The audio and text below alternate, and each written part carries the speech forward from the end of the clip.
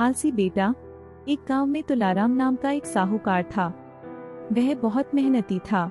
वह सुबह 5 बजे उठकर सबसे पहले शिव मंदिर जाता, इसके बाद वह अपने खेतों में, गोदाम में जाता और फिर अपने भैंसों के तबेले में जाता था।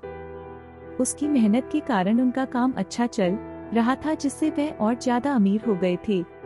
एक दिन तुलाराम अपने बेटे रामू को सुबह जल्दी उठाने के लिए गया, जिससे वह भी उसके साथ काम पर जाए और काम को सीख जाए। लेकिन वह आलस्य के कारण नहीं उठा, जिसके बाद तुलाराम चला गया। तुलाराम इसी तरह उसको जब भी रामू को उठाने के लिए जाता था, तब वह कुछ न कुछ बहाना बनाकर फिर से सो जाता था। तुलाराम अपना काम मेहनत से उसी तरह करता जा रहा था। एक दिन तुलाराम बीमार पड़ गया। वह कुछ दिनों तक बहुत बीमार रहा, जिसके बाद उसकी मृत्यु हो गई। तुलाराम के मरने के बाद भी उसका बेटा पहले की ही तरह लेट तक सोता था।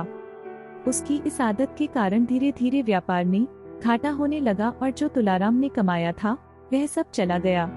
यह सब देखकर तुलाराम की बीवी ने रामू को बुलाया और कहा कि हमारे व्यापार में बहुत घाटा हो रहा है, इसको सही करने के लिए तुम कुछ करो।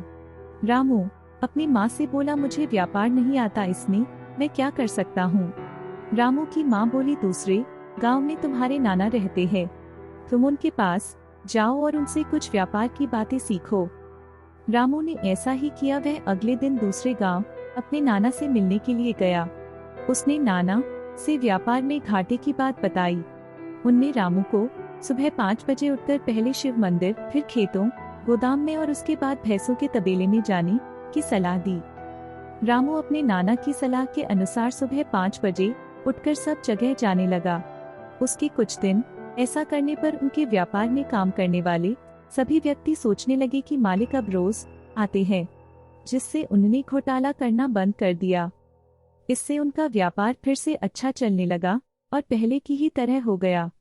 यह देखकर रामू की माँ बहुत खुश हुई और उसने रामू को अपने नाना को धन्यवाद बोलने को भेजा, जिनकी वजह से यह सब हुआ था।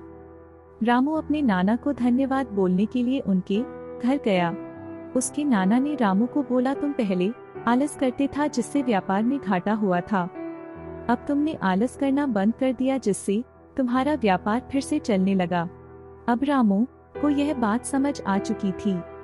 मॉरल ऑफ द स्टोरी, सीख, हमें कभी भी आलस नहीं करना चाहिए। आलस करने से नुकसान होता है, जिस तरह रामू को पहले इससे नुकसान उठाना पड़ा।